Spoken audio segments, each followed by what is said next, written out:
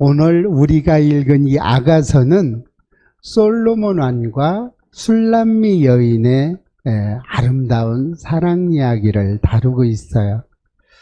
그런데 많은 성도님들이 이 아가서를 보면서 오해를 참 많이 해요. 성경이 좀 야하지 않냐, 이렇게 이야기도 하죠. 성경이 주는 어떤 의미를 정확하게 파악하지 않고 세상적인 어떤 글자로 보아서 그렇습니다. 그래서 아가서는 제대로 이해하고 읽어야 오해가 없어요. 솔로몬 자신을 예수님으로 묘사를 했죠. 그리고 여인을, 술람미 여인이 누구예요? 우리 성도들을 묘사했습니다. 그래서 아가서는요, 예수님과 성도들의, 예수님과 나와의 아름다운 사랑 이야기를 이렇게 달콤하게 적어놓은 거예요. 그런데 세상적인 눈으로 보면 조금 문제가 있기는 하죠. 그렇죠? 글자 자체가 좀. 특별히 오늘 본문의 4장을 보면요, 동산이라는 말이 많이 나옵니다. 유난히 많이 나와요. 다른 성경에 비해서 동산이라는 곳이 많아요. 근데 여러분들에게 동산이라고 주면 좋은 곳으로 인정이 돼요? 나쁜 곳으로 인정이 돼요? 대부분 좋은 곳으로 인정이 되죠. 문학 작품을 하고 있는 문학가, 아내가 이제 문학 박사를 하기 위해서 지금 열심히 하고 있는데, 이 문학하는 사람들이 굉장히 시적이고 감성적입니다. 반면 저는 굉장히 이성적인 사람이에요. 막 감정이 복받쳐서 막 우는 사람들을 보고 왜 저러지? 이렇게 될 때가 많아요. 그리고 특히 동요나 동시, 시를 쓰는 사람들에게 많은 어떤 이미지, 정다운 곳, 가보고 싶은 곳으로 동산이 쓰여집니다. 오늘 본문에서 나오는 이 아가서의 동산도 샘이 있는 곳, 사랑이 있는 곳, 향기가 있는 곳, 아름다운 열매가 있는 곳으로 나타나고 있어요. 기쁨이 있는 노래죠. 그래서 오늘 본문 4장 16절은요, 신부의 노래를 이야기하고 있는 거예요. 그런데요, 5장 1절로 가면요, 신랑의 노래를 이야기하고 있고요. 그 후반부를 가면요, 합창을 하는 노래로 이 이야기가 전개되고 있습니다. 하나님께서 사람들에게 최초로 주신 동산이 있죠. 그 동산이 어딘지 아시죠? 우리 창세기 2장 8절 한번 읽어보겠습니다. 시작. 여호와 하나님이 동방의 에덴에 동산을 창설하시고 그 지으신 사람을 거기 두시니라. 아멘. 지으신 사람이 누구예요? 아담을 지으셨죠? 그걸 거기다 두었어요. 그리고 동산은 여기에서 말하는 동산이 아름다운 동산으로 표현하고 있습니다. 동산에는 먹을 것이 많았죠. 그리고 이 동산에는 4개의 강, 그 시대를 이끌어가고 있는 4개의 강의 근원이 여기서부터 시작이 됐어요. 이 아름다운 동산이 비손강, 기혼강, 힛데겔강, 유브라데강. 이 신학교 가면요, 이 4개의 강이 시험 문제에 빠질 데가 없어요. 항상 나와요. 막 그렇게. 그런데 이 강들의 특징이 하나 있어요. 동산을 중심으로 근원지가 이 4개의 강이 근원지가 됐는데, 이 강에는요, 지하 자원이 풍부합니다. 특별히 귀금속이 풍부했어요. 이 강의 속에는. 이렇게 인류의 첫 시작인 동산이었기 때문에 창세기 시작 부분부터 동산이라는 말이 끊임없이 나오고 있습니다. 그런데 아담과 하와가 범죄를 저질름으로 인해서 에덴 동산에서 쫓겨나게 되죠. 그렇게 쫓겨났어요. 이렇게 에덴 동산에서 쫓겨난 이후에 우리 조상들은 점점 에덴 동산과 멀어져 가고 있었어요. 환경오염, 전쟁, 이런 것들로 시작을 해서 지금 세상은요, 점점 거칠어져 가고 있어요. 많이 거칠어졌습니다. 그러나 우리는 누구나 이 에덴 동산의 향수를 가지고 있어요. 그렇죠? 어떻게 해요? 에덴 동산에 죄 없음, 에덴 동산에서 우리의 그 맑은 그 어린아이들 꾸밈이 없죠. 어른들은 좀 포장을 많이 하지만 에덴 동산이 이렇게 꾸밈 없는 그런 동산이었습니다. 그런데 이 동산이 여러분들의 가정과 저의 가정 속에 작은 에덴 동산이 있죠? 예, 아멘 소리가 별로. 여러분의 가정이 에덴 동산에서 쫓겨난 동산인가요? 작은 에덴 동산이 되시기를 축복합니다. 이 향수를 안고 이 에덴 동산에서 모두 회복하기 힘쓰고 있는 곳이 있죠. 이 에덴 동산에서 죄를 짓고 쫓겨났지만 이 에덴 동산의 향수를 계속해서 맛보게 하고 그 작은 에덴 동산으로 가기 위해서 노력하는 곳, 그곳이 어디예요? 바로 교회입니다. 이 교회에서 에덴 동산의 향수를 받기 위해서 끊임없이 노력하는 곳이에요.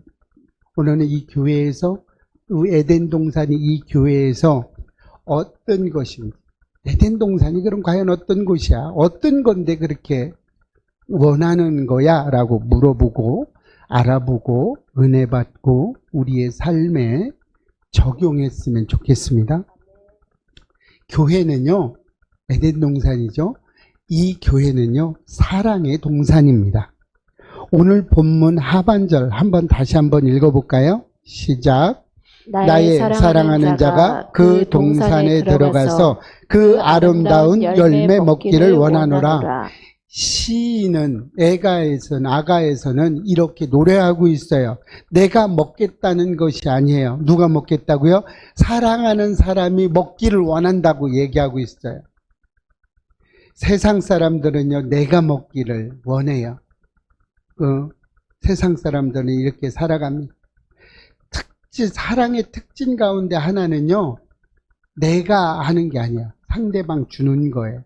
또 사랑의 특징은요, 주는 것을 기뻐해요. 받는 것보다 주는 것. 그래서 우리는 주는 사랑이 크다고 그러죠. 받는 즐거움보다 주는 즐거움이 많습니다. 세상 사람들은 남을 위해서 하는 마음, 교회에서하고 다르죠. 교회는 남을 위해서 살죠. 그런데 세상 사람들은 나를 위한 마음으로 가득 차 있어요. 교회는 남을 위한 것으로 가득 차 있고요. 남을 위한 마음으로 가득 차 있어요. 세상은 나를 위한 마음으로 가득 차 있죠. 오직 나밖에 없죠. 내 미래를 위해서 살아갑니다. 내 미래가 어떻게 돼? 미래를 보장하기 위해서 오늘을 살아가는 사람들도 너무나 많습니다. 이것을 욕심이라고도 하고요. 이기주의라고도 합니다.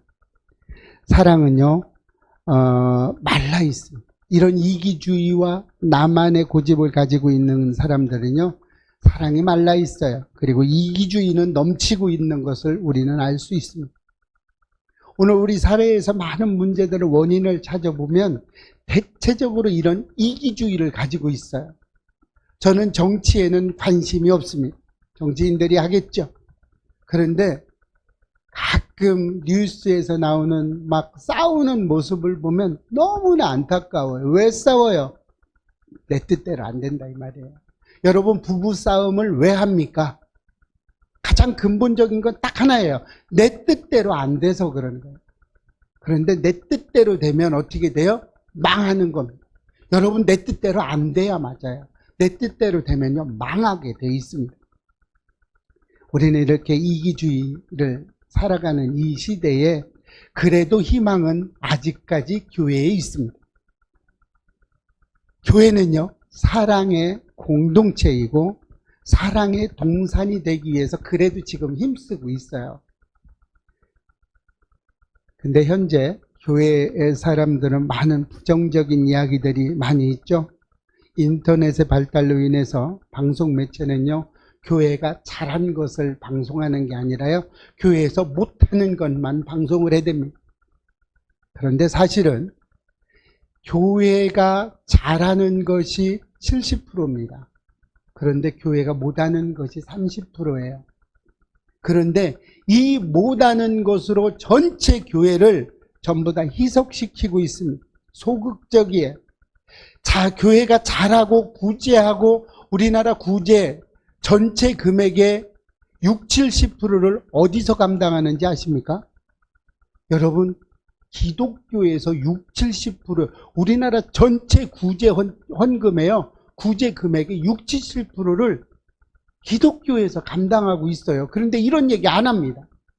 조그만한 거 뭐 하나 잘못되면 그거 가지고 막 크게 해서 전체 교회가 이렇게 된 거 마냥 이야기를 합니다.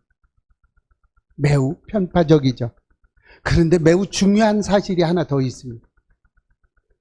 우리 개신교를 뺀 나머지 종교들에게는요, 세상 사람들이 얼마나 관대한지 몰라요. 얼마나 이해심이 좋은지도 몰라요. 얼마나 편파적입니까? 여러분, 분명한 것 하나는요, 교회는 잘못하는 일보다 잘하는 일이 훨씬 많다는 거예요. 그럼에도 사회는 우리 개신교를 좋아하지 않죠? 높아져 있어서 그래요. 우리 개신교인들이 잘 살아가거든요. 개신교인들이 구제도 하거든요. 그러니까 승질나죠. 세상 사람들이 볼 때는 나보다 못 사는데 도와주는 거를 나보다 더 많이 하네? 그러니까 열받는 거예요. 세상 사람들이 그렇게 살아갑니다. 그러나 교회에서 문제가 없다? 아니요, 문제 많습니다. 교회에도 문제가 있어요. 문제가 없는 단체는요, 죽어있는 단체밖에 없습니다. 단체라고 생긴 것, 모든 단체에는 문제가 있는 겁니다. 특히 우리 교회에는요, 더 문제가 많을 수 있어요. 왜요? 교회는요, 상처가 있고 아픔이 있고 어둠이 있는 사람들이 모여 있는 곳이에요. 그래서 어떻게 보면 더 사회보다 심한 갈등이 있을 수 있고 더 어려움이 있을 수 있어요. 그러나 이런 문제를 극복해 나가면서 한국 교회는 성장하기 시작했습니다. 여러분, 어려울 때 교회는 성장했어요. 왜요? 교회가 어려울 때요, 구제를 많이 했어요. 이렇게 살아갔습니다. 오늘 본문 16절에도 보면요, 북풍아 일어나라, 남풍아 오라, 이렇게 이야기하고 있어요. 여러분, 아름다운 동산에는요, 낭품만 있는 것이 아니에요. 북풍도 함께 있어요. 북풍에는요, 북쪽에서 오는 바람은요, 대부분 추위를 가지고 옵니다. 그런데 우리가 어떤 문학적인 글이나 이런 데서 북쪽을 가리키고 북을 이야기할 때는요, 대부분 고통과 위험을 이야기할 때가 많습니다. 예레미야는 끓는 가마의 환상을 보게 됩니다. 그 윗면에 북에서부터 기울어진 가마라고 이야기하고 있어요. 끓는 가마인데 북에서부터 오는, 그러면 벌써 어떻게 우린 느껴져요? 선입감이 어렵고 고난이구나, 이렇게 이야기합니다. 이 환상에 대해서 하나님은 이렇게 말씀하셨어요. 예레미야 1장 14절에서 이렇게 말씀합니다. 함께 읽습니다. 시작. 여호와께서 내게 이르시되 재앙이 북방에서 일어나 이 땅의 모든 주민들에게 부어지리라. 이렇게 부정적인 말로 북이 쓰여졌습니다. 혹시 교회에서도 부정적인 요소가 발견이 되면요, 우리 예배교회에서 조금 내 마음에 안 드는 어떤 부정적인 것이 있으면요, 아가서에도 부정적인 말이 있었지, 이렇게 하고 위로받으시기를 축복합니다. 그런데요, 교회에서는요, 이 북풍은 조금밖에 없어요. 대부분이 남풍을 가지고 옵니다. 남풍의 바람은요, 따뜻한 바람이 많습니다. 남쪽에서 부는 바람은 대체적으로 따뜻합니다. 아가서에서 말하는 사랑은요, 에로스의 사랑을 말하고 있습니다. 남녀 간의 사랑 이야기를 하면서 하나님의 사랑을 빗대고 있죠. 그러나 교회에서 말하는 사랑은요, 영적인 사랑입니다. 신적인 사랑이라고도 그러죠. 아가페 사랑입니다. 최고의 사랑이라고 이야기합니다. 여러분들도 아가페 사랑을 하시기를 축복합니다. 특별히 부탁드리고 싶은 것은요, 가정에서 아가페 사랑을 하시길 바랍니다. 가정에서도요, 왜 문제가 되는지 아십니까? 에로스 사랑을 하고 있기 때문에 문제가 됩니다. 왜요? 에로스 사랑은요, 혼자 할 수가 없습니다. 혼자 할 수 없다는 말은요, 내가 이렇게 했으니까 너도 뭔 반응을 좀 보여줘야지, 이 사랑 때문에 가정에 문제가 되기 시작합니다. 그래서 가정에서는요, 특별히 아가페 사랑을 했으면 좋겠습니다. 대가 없이 무작정 해주는 거죠. 뭘 대가를 바랍니까? 아내에게, 남편에게 해주는데 바랄 대가가 뭐가 있어요? 없죠? 이렇게 했으면 좋겠습니다. 교회는요, 인류를 위해서 자신의 몸을 아낌없이 내어주신 예수님의 사랑을 모델링으로 삼았어요. 그래서 교회에서는요, 예수님의 모델이 된 사랑을 감당하고 있습니다. 그래서 예수님이 모델링이 돼서 예수님의 그 모델을 이끌어가는 곳이 교회라는 겁니다. 이런 교회의 아름다운 사람들이 이 세상을 향해서 많았으면 좋겠어요. 우리 예배교회 성도님들이 세상 사람들에게 이런 사랑을 베풀었으면 좋겠습니다. 우리 예배교회는 이렇게 사랑을 하는 교회로 지금 거듭나가고 있습니다. 한 사람 한 사람이 이런 주님의 사랑을 따라가고 있습니다. 여러분, 그 사랑이 여러분의 마음속에 있기를 축복합니다. 그리고 교회는요, 구원의 동산이기도 합니다. 오늘 본문에 들어있는 아가서는요, 성도들에게도 참 말썽이 많은, 우리 예배교회도 매일 성경을 읽죠. 그래서 꼭 이 아가서에 가면요, 참 애매모호한 글귀들이 많이 있습니다.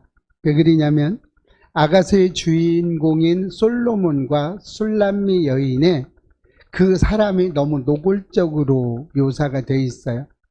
그래서 대부분 목사님들이 아가서 설교를 잘 안 합니다. 너무 노골적인 묘사들이 많아서. 그래서 아가서도 이렇게 좀 길게 한 10절 정도 본문을 잡는 게 아니고, 오늘 저도 딱 한 절만 잡았죠. 앞뒤로 잘못하면 읽기 곤란한 글귀들이 좀 나와요. 그렇게 해서 그렇습니다. 아마 저도 아가서를 처음 설교하죠? 아마 그럴 겁니다. 이렇게 아가서는요, 좀 어려운 성경 속의 하나예요. 성경 66권은요, 그냥 한 봉에 그냥 이렇게 쿡 추려놓은 게 아니에요. 한 권 한 권을요, 아주 정교하게 70인역이라고 그러죠. 우리가 7은 어떤 수라고요? 완전수. 많은 성경 학자들, 그 학자들, 내노라는 학자들이 모두 모여서 한 권 한 권을 검증했어요. 이렇게 검증해서 만들어서 우리에게 주신 것이 성경 66권입니다. 이때에도 이제 그 학자들이 이렇게 고민했던 거를 이렇게 신학교에서 배웠는데요. 이때 아가서도 넣어야 된다, 빼야 된다라는 이 의견이 분분했습니다. 그래서 결국에는 이것은 하나님의 말씀이 맞다. 왜요? 오늘 솔로몬과 술람미 여인을 하나님과 성도로 보면 얼마나 애틋한 사랑입니까? 우리가 하나님을 생각할 때 얼마나 애틋해요. 이런 거죠. 그래서 성경 66권 중에 제일 마지막에 선택한 게 이 아가서입니다. 그리고 이렇게 돼 있어요. 아가서는 성도들을 향한 그리스도의 사랑으로 비유됐어요. 그리고 아름다운 노래로 되어 있습니다. 아가서는 이렇게 깊은 뜻을 가지고 있어요. 그래서 아가서가 성경으로 들어갈 수 있었던 이유 중에 하나는 이런 깊은 뜻 때문에 그렇습니다. 오늘 본문에 나오는 동산도요, 데이트의 장소로만 보면 안 된다는 거예요. 그 동산 자체가 구원의 동산입니다. 오늘 본문은 그리스도께서 우리를 구원의 동산으로 부르는 초청의 노래인 것입니다.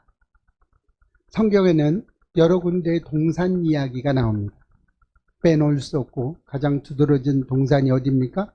예수님께서 마지막으로 기도하셨던 동산. 그리고 그 동산에서 예수님은 죽으시죠. 그리고 그곳에 장사가 됩니다.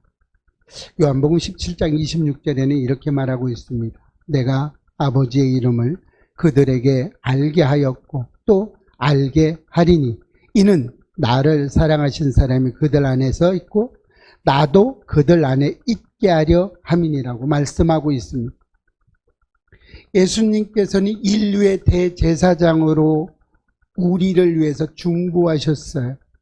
예수님은 이 기도를 마치신 후에 기드론 시내 건너편으로 그곳에 있는 동산으로 가셨어요. 요한복음 18장 1절 말씀을 한번 읽어보겠습니다. 시작. 예수께서 이 말씀을 하시고 제자들과 함께 기드론 시내 건너편으로 나가시니 그곳에 동산이 있는데 제자들과 함께 들어가시니라. 이 기드론 동산에서 예수님은 체포되십니다. 그리고 밤새 신문을 당하시고 십자가에 달리셨고 다 이루었다 말씀하시고 숨을 거두셨어요. 그리고 동산 안에 있는 무덤에 묻히셨어요. 이곳을 성경은 이렇게 묘사하고 있습니다. 요한복음 19장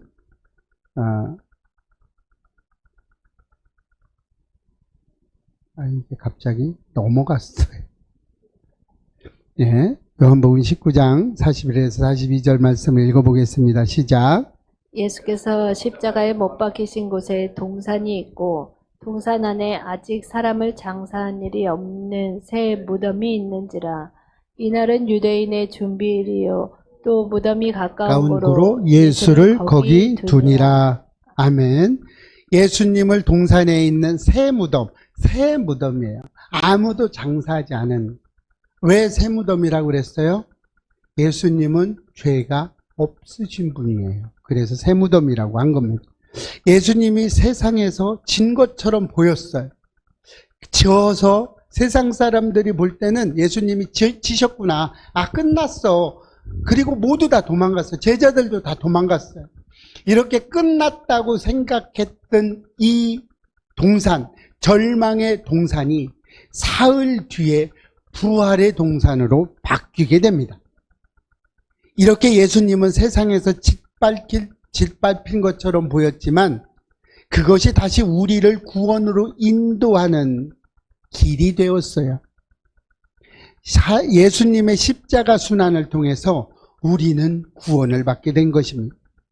그리고 예수님의 부활을 믿는 우리 또한 부활한다는 것을 믿게 되었습니다. 이 사실을 여러분은 굳게 믿으시나요? 믿으셔야 됩니다. 부활이 없다라고 생각하면 어디입니까? 사두개인이 되죠. 그런데 부활이 있다고 믿었는데 바리새인들은 부활이 있다고 그랬는데요. 문제가 뭐냐면요. 예수님은 부활하는데 우리는 부활할 수 없다는 것이 바리새인들의 이야기예요. 여러분 이렇게 되면 이단됩니다. 여러분 예수님이 부활한 것처럼 우리도 죽은 이후에 예수의 재림이 오면 우리도 같이 부활한다는 사실을 잊지 마시기를 축복합니다. 교회는 이렇게 구원의 동산으로서 사명을 감당하는 데 힘쓰고 있습니다. 특히 우리 예배교회는 구원의 사명을 감당하고 복음을 전하는 데 최선을 다하는 교회입니다. 오늘 본문 4장 16절 하반부를 보면 나의 사랑하는 자가 그 동산에 들어가서 그 아름다운 열매 먹기를 원하노라고 노래하고 있어요. 이 말씀을 바꿔서 말씀드리면요. 나의 사랑하는 형제 자매 여러분, 이 구원의 동산인 교회에 들어와서 구원의 아름다운 열매 먹기를 원합니다. 이런 뜻이에요. 여러분 이 말씀이 가슴에 와서 닿으십니까? 오늘 이 설교를 들으면서 교회가 무엇인지 모르는 분들, 또 오늘 처음 이 말씀을 듣는 분들에게 이 말씀이 구원의 말씀이 되시기를 축복합니다. 이 말씀으로 내가 받아들임으로 앞으로 인생이 복된 인생이 되기를 축복해요. 이 구원의 동산을 떠나지 마시고 구원의 아름다운 열매를 함께 나누시는 저와 여러분이 되시기를 축복합니다. 그리고 교회는요, 힘을 주는 동산입니다. 주님은 주일에 나와서 구원의 동산에 찾아온 우리 성도님들을 격려하십니다. 주님은요, 우리에게 이렇게 말씀하시죠. 교회에서 힘을 얻고 세상 속으로 나가서 승리하거라라고 격려해 주세요. 찬송가 442장을 보면요, 저 장미꽃 위에 이슬 아직 맺혀 있는 그때에 귀에 은은히 소리 들리니 라고 시작을 합니다. 이 찬송은요, 마리아가 부활의 동산에서 예수님을 만난 일을 소재로, 그 소재를 가지고 부른 찬송입니다. 찬송가, 이게 442장에 있죠? 찬송가 3절의 가사는 이렇습니다. 여러분, 이 가사를 읽어드릴 때 가사를 잘 기억해 주시기 바랍니다. 밤 깊도록 동산 안에 주와 함께 있으려 하나 괴로운 세상에 할 일 많아서 나가라 명하신다. 주가 늘 나와 동행을 하면서 나를 친구 삼으셨네. 우리 서로 받은 그 기쁨을 알 사람이 없도다. 주님은 구원의 동산 이 교회에서 부활하신 주님을 만나 힘을 얻고 그 힘을 가지고 괴롭고 힘들고 할 일이 많고 어려운 이 세상에 나가서 승리하라고 명령하신 것. 이 찬송가 442장을 들으시면서 여러분 많은 것을 느꼈으면 좋겠어요. 제가 이거를 읽어주지 말고 한번 해보려고 연습을 좀 했는데요.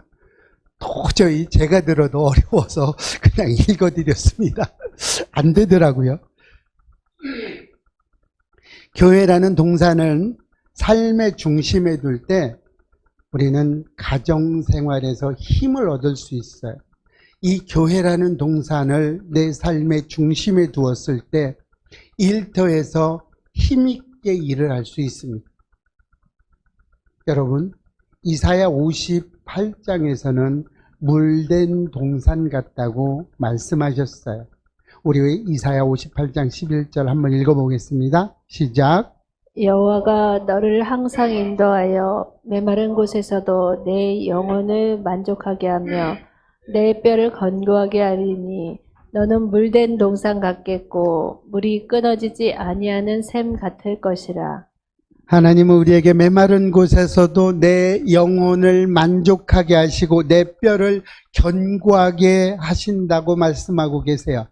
여러분, 이 말씀이 느껴지셔야 돼요. 설교를 들으면서도요, 여러분 자꾸 이 말이 나한테 가슴에 막 닿아야 돼요. 느껴지셔야 됩니다. 이 말은요, 무슨 얘기예요? 환경과 상관없이 주의 동산에는 모든 것이 잘 된다는 거예요. 어떤 환경이 문제가 되고 어떤 일이 문제가 되는 것, 이런 것과 상관없이 주님의 동산에는요, 모든 문제가 전화위복이 돼서 잘 된다는 이야기를 하고 있는 겁니다. 교회라는 동산은요, 우리의 삶의 중심이 될 때 우리의 삶은 물된 동산같이 된다는 이야기입니다.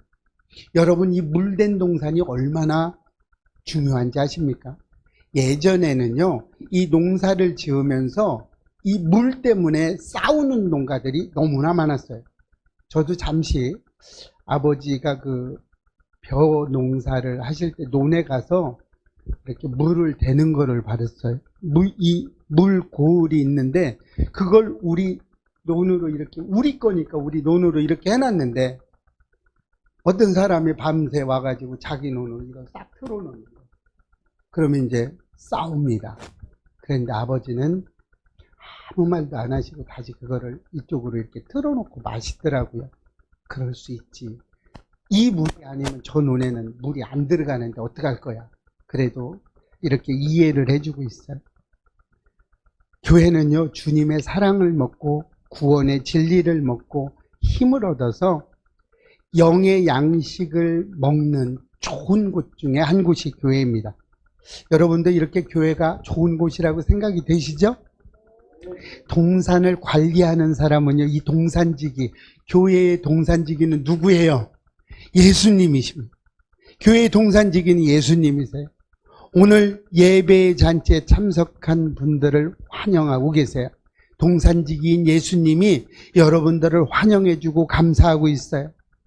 요한복음 2장을 보면요, 가나안 혼인잔치가 나옵니다. 가나안의 혼인잔치는 처음보다 나중이 더 중요하게 여겼죠. 좋은 잔치로 여겼습니다. 계시록 19장 9절을 보면요, 어린 양의 혼인잔치가 나옵니다. 이 잔치에는 청함을 받은 사람들이 복이 있는 사람들이라고 말하고 있습니다. 누가복음 13장 29절에는 하나님의 나라의 잔치가 있어요. 마지막으로 한 번 더 읽겠습니다. 시작. 사람들이 동서남북으로부터 와서 하나님의 나라 잔치에 참여하리니. 동서남북이라고 표현하고 있어요. 이 동서남북이라는 말은 어떻게, 누구나 오라는 얘기예요. 이 교회는요, 누구나 올 수 있는 거예요. 죄를 지은 너는 오지 마, 이게 아니에요. 죄를 너는 안 짓고 너는 착하게 살고 구제도 많이 하니까 너는 와도 돼. 너는 돈이 없으니까 오지 마. 너는 돈 많으니까 와. 이런 곳이 교회가 아니라는 거예요. 여러분, 교회는요, 말씀드립니다. 돈으로 오는 게 아니에요. 믿지 않는 분들이 그럽니다. 가끔 돈 없으면 교회도 못 가, 이런 얘기예요. 여러분, 돈이 없어서 자꾸 오셔야 돼요. 교회로. 돈 없고 힘들고 어려우면 교회로 나오셔야 됩니다. 그래야 해결됩니다. 누구나 오면 돼요. 죄를 졌든 안 졌든 돈이 있든 없든 무슨 일이 됐든 교회는 나오는 겁니다. 동서남북에서 오는 거예요. 누구나 오시기를 축복합니다. 여러분, 이렇게 아무나 와서, 어떤 사람이 와서, 죄인이 와서 은혜 받고 내 삶이 변화돼서 물된 동산으로 갈 수 있는 이 교회로 여러분의 가족과 친척과 이웃을 초청해 보시기를 축복합니다. 이렇게 해서 처음보다 나중이 더 창대한 우리 예배교회가 되시기를 축복합니다. 잔치 자리에는요, 사람이 많아야 돼요. 북적북적 해야 돼요. 그렇죠? 이래야 잔치의 분위기가 납니다. 지금 우리 예배교회 잔치 분위기가 나고 있죠? 이제는 이 찬양하시는 분들이 너무 좋습니다. 이렇게 돼서 날마다 베풀어지는 이 구원의 잔치, 이 교회에서는 매 날마다 구원의 잔치가 있습니다. 이 잔치에 참여해서 여러분들이 축복의 씨앗을, 여러분들의 마음속에 축복의 그루터기를 심으시기를 주의 이름으로 축복합니다.